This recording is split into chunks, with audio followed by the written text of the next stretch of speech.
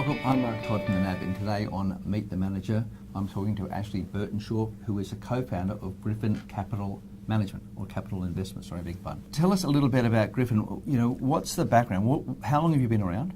So we were around what do you do? 2014. We spun out of Columbia Threadneedle, the big US English fund manager, which has around about 585 billion. In 2014, we came to with their full support to move our business outside of Threadneedle, Columbia, into our own business through a sub-advisory arrangement. And that was primarily centred around they were consolidating their businesses into different regions, and the team didn't want to move, but they were happy to retain our expertise, so it was through a sub-advisory. So we've been around for 3 years, 5 years before that, or 6 years at Columbia Threadneedle. And so the type of investors will be institutional investors to start with. What do they ask you to manage? What sort of, tell us about the management thesis. What do you invest in? So Mark, what we do is what a lot of the general investment community don't do. We specialise. So we specialise into asset classes that require a lot of infrastructure spending, a lot of knowledge, and the use of data.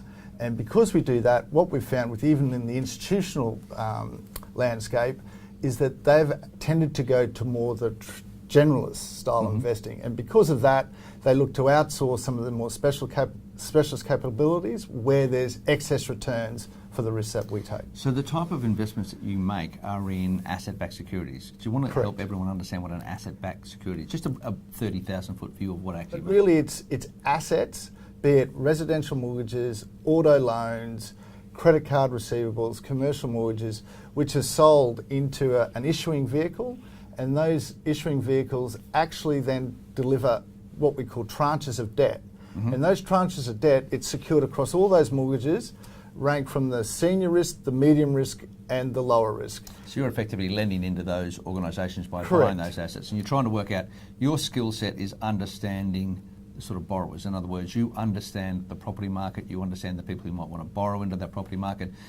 What is it that you're intending to do with the market? What do you want to try and bring to market now? What's the idea? So the idea is to bring to market where in this current environment, the investor now doesn't have a lot of opportunities to be able to secure his income.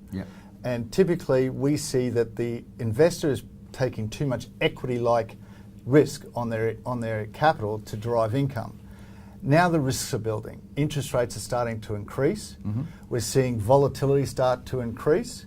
And we're also starting to see what we see in Australia, a decline in the house price. Under those scenarios, we believe that the current choices on offer are probably not complement to what the investor wants to get out of his income, which is stable income. And so these products, being the RMBS or the ABS products, are structured to withstand quite a lot of downside in the actual asset price.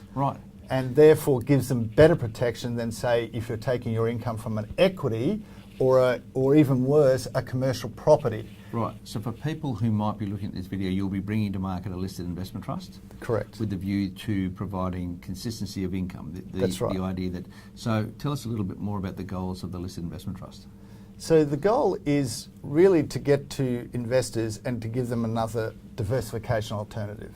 And so for those investors, we're looking to generate 350 over the cash rate. And most importantly for an income investor is to deliver that monthly.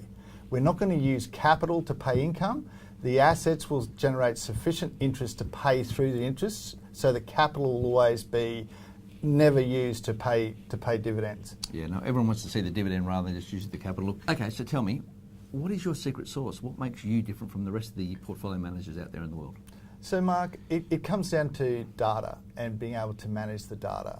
Australia is actually quite a poor data provider and collector. And so what we've done over all of our years, if we've realised that data in Australia is actually, really not sufficient for the standards of taking professional investing to the high level.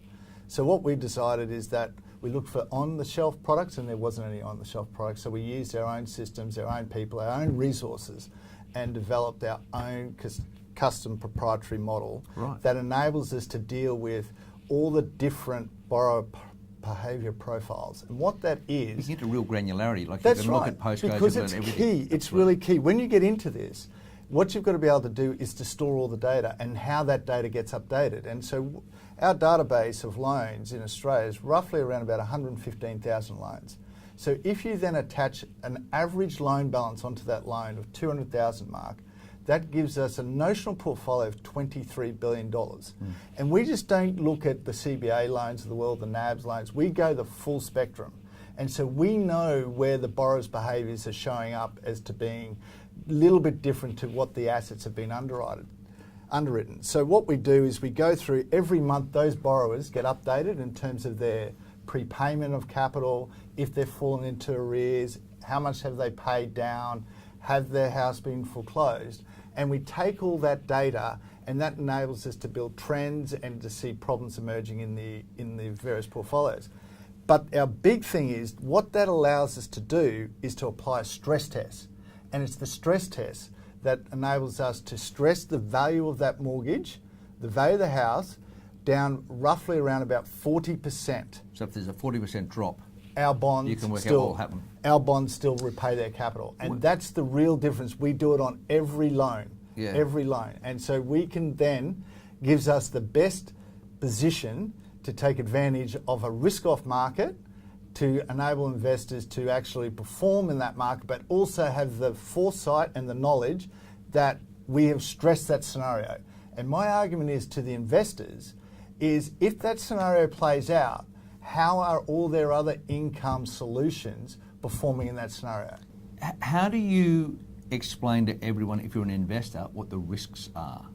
So when you invest into residential mortgages or just the asset-backed, there's a couple of key variables. And the one thing is to actually understand where the loans were originated, under what jurisdiction.